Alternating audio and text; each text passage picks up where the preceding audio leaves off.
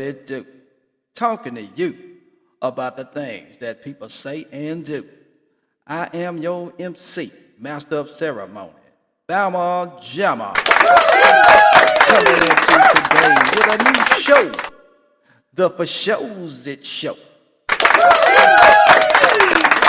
Coming at you today with commentary about the latest events and any and everything that's going on in the world today.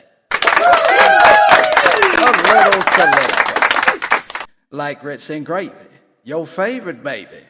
From Florida to Carolina, I know I kinda remind you of a player so clean from all the way back, blessing these fiends with no strings attached. From the rubber I start to bubble, to my wife, that's the queen, I love her. Like a kid with snacks and all sorts of treats. Got cavities from many, no need to cheat. Let's get started and talk this year.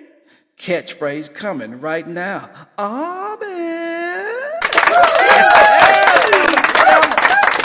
It's a broken culture, it's a broken society, and hip hop is hurting things. But I also want to talk to you about something I've realized. Even if Black Americans are aware and know their history, right? And you can get Black conservatives who understand the history much more, who understand, the ills of the left and what the left has done. But still, in that regard, they bring to the conservative side the same bad habits that I was hoping Black conservatives would be abandoning. And what I'm talking about, number one, is conflict resolution.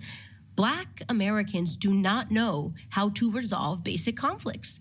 Everything has to turn into a fight. I hate you forever. You got to draw lines. It's like you're this gang or that gang.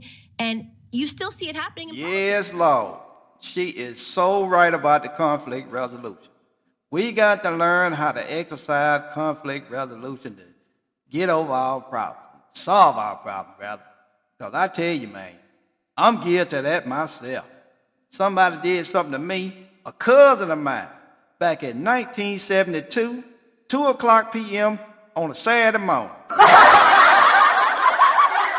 Don't ask me how I remember that, but I remember when she did that to me. And boy, look here, I want a doggone... But anyway, I can hold a grudge, and I got to be honest and tell the truth.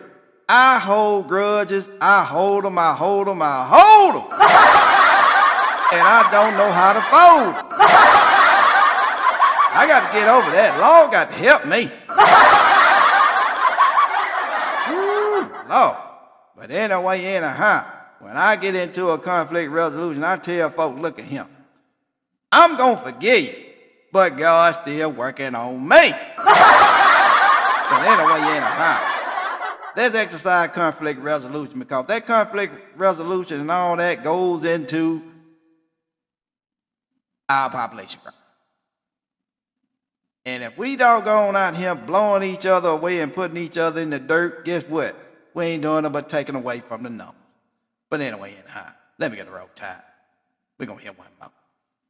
Is paying attention to it, but in our lifetime, we could see Africa either fall to pieces or become one of the most dominant continents on the planet. You see, Africa's population is absolutely booming right now, while Europe and Asia's are shrinking. UNICEF predicts that 2 billion babies will be born in Africa in just the next 33 years, more than doubling their population. In fact, by 2050, Nigeria is predicted to become the 3rd largest country on the planet, overtaking the US. And experts predict that this incredible growth could either go beautifully right or horribly wrong. Now, in the good scenario, the population growth follows something similar to what happened to China: a growing workforce, innovation, the lifting of hundreds and millions out of poverty, and subsequently an economic boom. And we're actually seeing the beginning of this starting right now. In 2019, the top 5 fastest growing economies in the entire world were all African. And because of this potential, major global economic players are scrambling to invest in their future. China, in particular. They have now overtaken the US to become the world's largest foreign direct investor in Africa. And if you look at this chart, which shows the growth in a region's working age population, the future is Africa's for the taking. However, the bad scenario is that, number one, most African economies are still fragile, meaning that if something big happens, like a virus outbreak or a war, these countries are hit particularly hard, which is exactly what happened to them in the last 2 years. The other potential is that their population explodes, but that doesn't translate into economic growth, mostly because of things like poor leadership, bad choices, corrupt governments, and the list goes on. They will have double the population but still the same supply of food and housing, which obviously would be catastrophic. So the question is, which scenario do you see playing out for Africa? And you've ever asked yourself what the future looks like?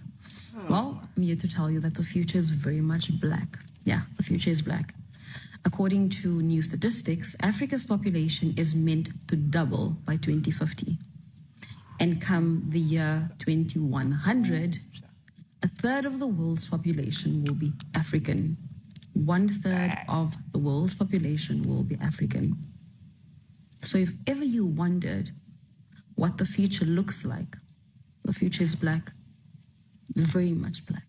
Did you know that the world is becoming more African? A super interesting article by the New York Times talks about how 1 in 4 people will be African by the year 2050. This article really highlighted a huge movement that is going on right now. What's happening is that Africa is having a baby boom, which has made it the youngest and fastest growing population on Earth. The median age on the African continent is 19, and for comparison, in the US, it's 38. So not only is the population growing, but this means that Africa's reach is growing as well. We see this in the music industry with artists selling out huge arenas in New York and London. There were more African artists on red carpets than ever before this year. We see this happening in the fashion industry. African fashion is becoming huge in fashion capitals like Paris and Milan. And we also see the effects of this politically with countries like Russia and China and the United States wanting to tap into Africa's growth. But it is important to acknowledge that with all of this growth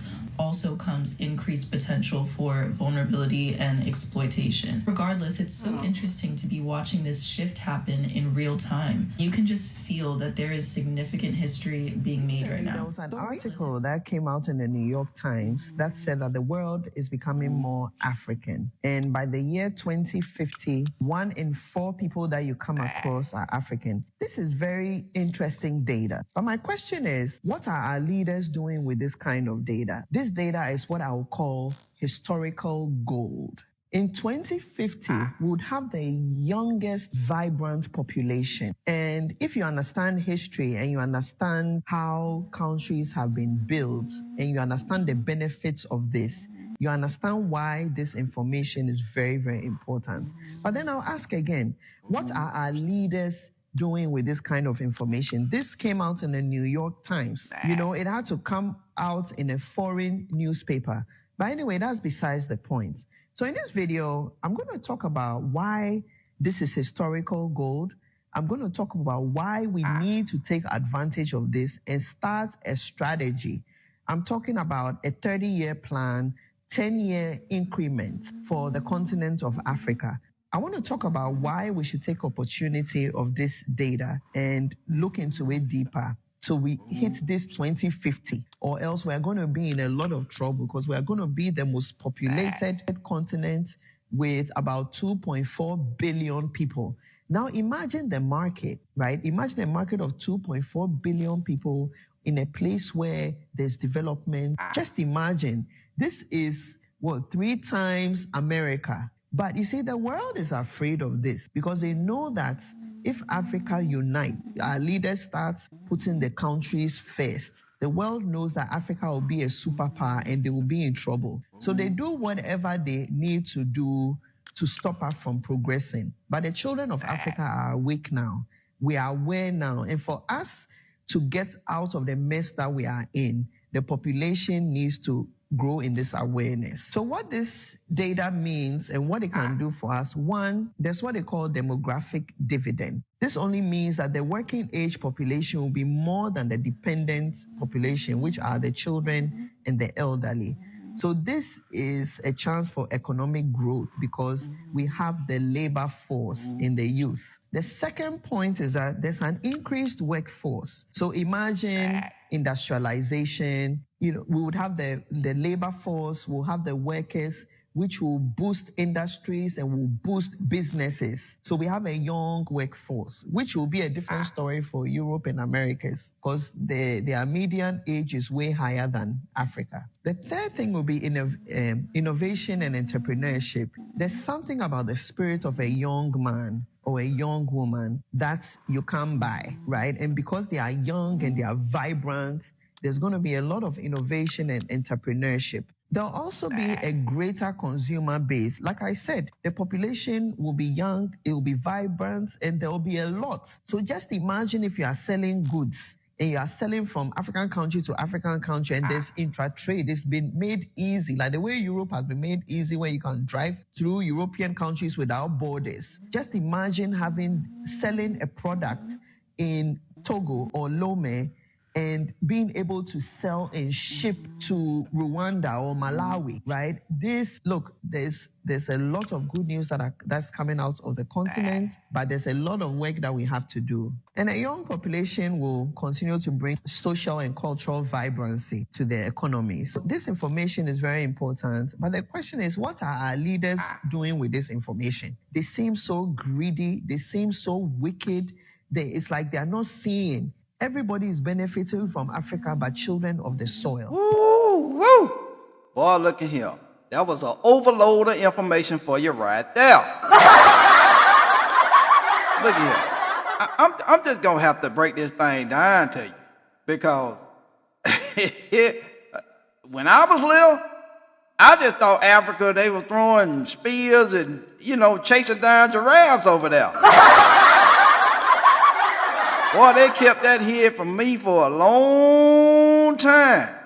I tell you, when I found out that Wakanda was real, woo, yeah, he thought Wakanda was in the funny books, was in the comic books and stuff, with just Black Panther running around. But boy, look at him, they got a bunch of Wakandas over there in Africa. You just think. The top 5 economies in the world in the coming future is going to be in Africa. The top 5. Woo. They say it's going to be about 2 billion babies born in the next 33 years. Woo. Boy, I tell you, boy, them jokers over there putting it down. Anyway. And then say Nigeria is going to be the largest country on the planet, overtaking the U.S. Now just think about that for a minute. Nigeria, that's inside of Africa. We ain't talking about the continent of Africa. We talking about just Nigeria. Shaking my, let me get a roll tide. And then, China, they think they slick. China already investing over there. They be beating us to the punch on everything. Fake Jordan, fake Gucci bags, all that. They even got fake cars over there. Lord have mercy, Jesus. And they say the average median age of people over here in the United States is 38 years old. But guess what the median age is over there in Africa? 19. Woo. And just like he said, ain't nothing more exciting than a young man. I'm going to tell you just like this. Bama Jamma was doggone about 19, 20 years old. Ooh, you couldn't tell me nothing. I was all about that bag, getting that money. And I tell you, you really be on fire to get paid when you around 19, 20 years old. You'll work all day, you'll work all night for that paper. But boy, look at him. Whew. I almost don't even know where to start. What is it? Well, 1 in 4 people on the planet is going to be African by the year 2100? Ooh. Boy, I tell you, boy, y'all better start treating us right. Payback is a...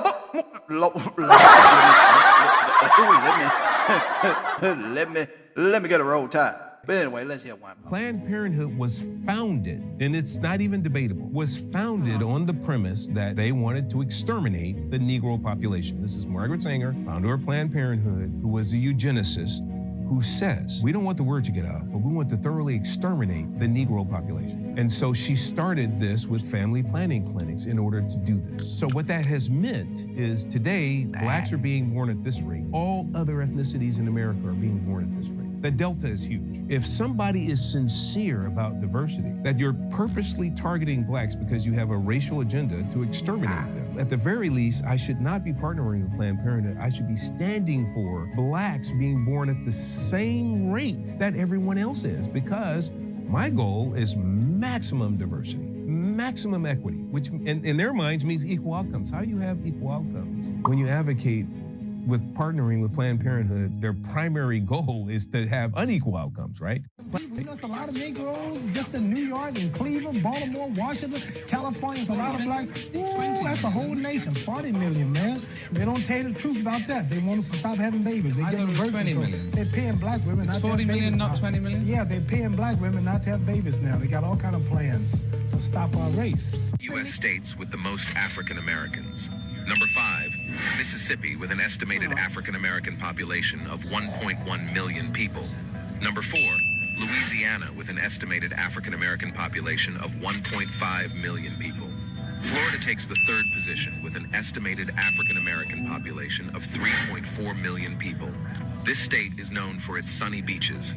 Coming at number 2 is Georgia, with an estimated African American population of 3.5 million people, known for its diverse and vibrant African American community.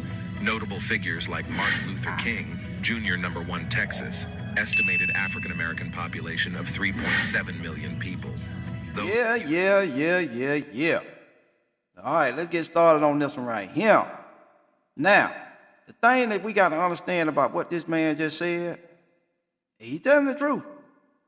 Margaret Sanger was the founder of Planned Parenthood, and supposedly she started operations October 16, 1916. But the real evidence shows that she started in 1914. But anyway, she opened the first birth control clinic in the U.S. That's called Planned Parenthood. All right. Now, the thing you probably want to know is, who funds Planned Parenthood? Take 2 guesses. Okay, I'm going to give it to you. U.S. government. They fund it through Medicaid and grants. And guess how much money they give? Over $500 million in U.S. government funds every year. Let me get a roll tide. Whew, and Muhammad Ali said it best. It's a whole lot of Negroes here and there. Let me get a roll tide. And boy, look at here, I was kind of shocked with the top 5 states, black population. I knew Georgia was in there, but Texas kind of shocked me. I didn't know that many of y'all was out there in Texas. They say everything bigger in Texas. Let me get a roll tide. But anyway, let's get one more. They went door to door trying to count everyone in last year's census, but it is clear Detroit's numbers don't add up. A new look at the 2020 census is showing some troubling new findings. Potentially millions of black Americans may have gone uncounted. Our Grant Herms took a look at those numbers today, and Grant, we know that this really could have a... Right. It really could have a huge impact. And these are just early numbers, but they are, as you said, troubling. Anywhere from 3 to 7% of black Americans may not have been counted in the 2020 census. Here in Detroit, that works out to about 17,000 to 38,000 people. It also means major problems for things like food stamps, homeless programs, schools, almost every part of life in most often underserved communities. New studies looking into the U.S. Census revealing startling new findings, potentially a massive undercount of black Americans to the tune of 2 million people. In Detroit, where the black population makes up close to 80% of the entire city, that means saying potentially tens of thousands of Detroiters don't exist. When they do. I'm very concerned. I was concerned while it was going on. Congresswoman Brenda Lawrence says she had her worries about the census before these new numbers. Inherent hurdles to getting a good count mixed with funding cuts, changes to the process, and then a count that was stopped early, all coming to a head at the same time. It was a perfect storm. So you had COVID. you have this inherent generational resentment to government knocking on your door, asking you questions. Then you add to that the digital divide. We'll go online and fill it out. And if not, we'll come knock on your door. Well, guess what? COVID happened. The Census Bureau is starting what's called a post-enumeration survey, essentially trying to figure out what went right or wrong with the census. That was supposed to have started late this month, but won't start until November, meaning it won't be done until February. In the meantime, money to help Detroiters will need to be allocated and spent, all the while knowing thousands may not be getting what they need. We as a country have come together and said we're going to take care of the least of these. If we don't count and have the right number, we're not going to do that effectively. Now, undercounts aren't new in the census. We know that communities of color, low-income communities, homeless, and the children in our communities are often missed in our count every 10 years. But experts are saying this time around, it could be the worst undercount that we've seen, Sandra, in 70 years. Yeah, and Grant, at this point, what can be done about this, if anything?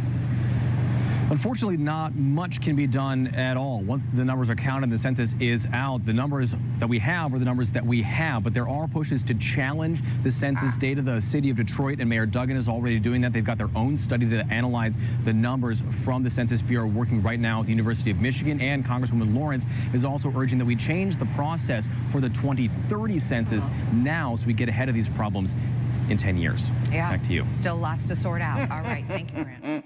Yeah. Undercount is an understatement, ain't it? Oh,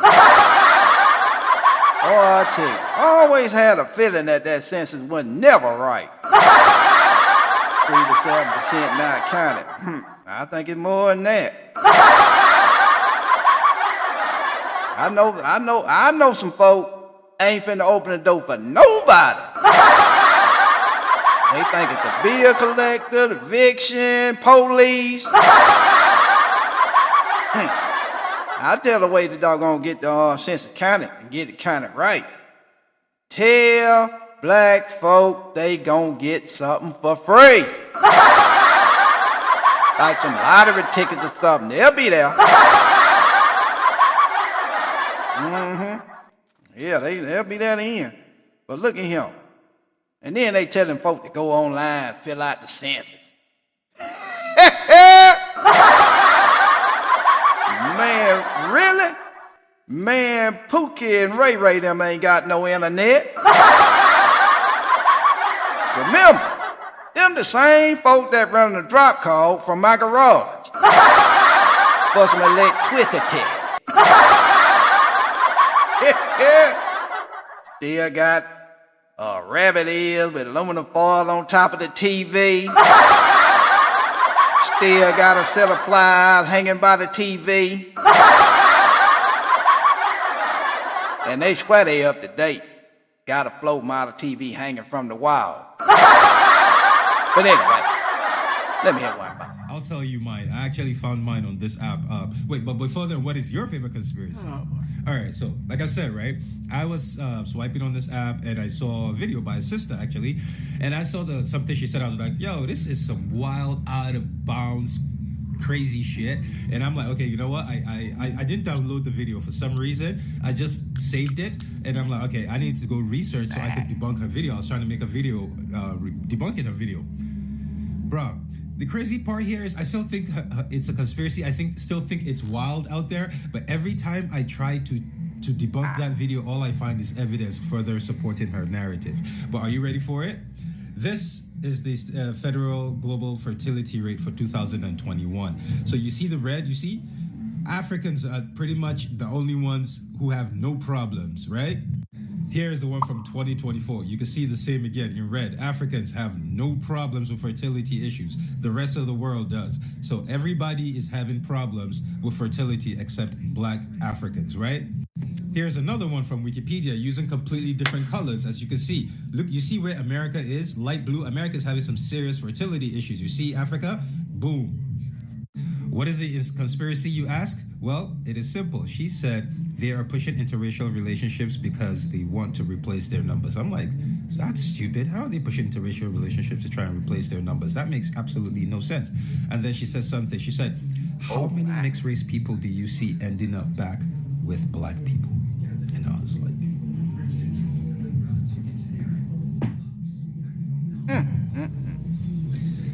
look at the Jackson family. Look at Diana Ross's family. Look at all these famous Hollywood people, Kansas City Chiefs. Like 3 generations, his family has now gone back to white, and they said that is the plan. She said that's the plan. Is they're going to use black people's self-hatred to replace their numbers. Africa has no problem. This is just for America. It's like, and I'm like, yo, this sounds like a conspiracy. This sounds so crazy. But can somebody debunk this shit? Every time I've gone looking, anything I went looking for further supported her narrative. But yes, right now it is still a conspiracy to me, and it is my favorite conspiracy right now. Yeah, I ain't got nothing else to say. You heard it with your own ears. Hey, the fertility rate over there in Africa, them folks ain't having no problems over there. Them folks over there shooting up the club. Yes, sir. I ain't got no problem over there, boy. Ooh, the rest of the world does, though. And I can see why them numbers gonna overtake the world's numbers in a matter of time. And boy, look at him. What he said about debunking that theory, I ain't got nothing else to say. I ain't got nothing else to say about it. It's just like when the pastor say, when somebody come up and get a good sermon and the pastor say, let me get an amen, I ain't got nothing else to add to that. But the only thing I'm going to say, I'm just going to call out some names. Well, I ain't going to call out no name because I don't want YouTube to do nothing to me. But anyway, I'm going to call out the city. Kansas City. 2300 Jackson Street. Philadelphia. Them Eagles. Oh, look at him. Most dominant tennis player, female tennis player in the history, I believe. Oh, look at them. Just some examples right there. I ain't gonna say nothing. Lose. Let me get a roll of time. But anyway, that was a good one today. We gonna close it out right here. For sure it. That's it for today. For sure it. Make sure you hit that bell for notification and click on that like for confirmation. We thank you for tuning in. Without you, we'd be failing. A little soliloquy.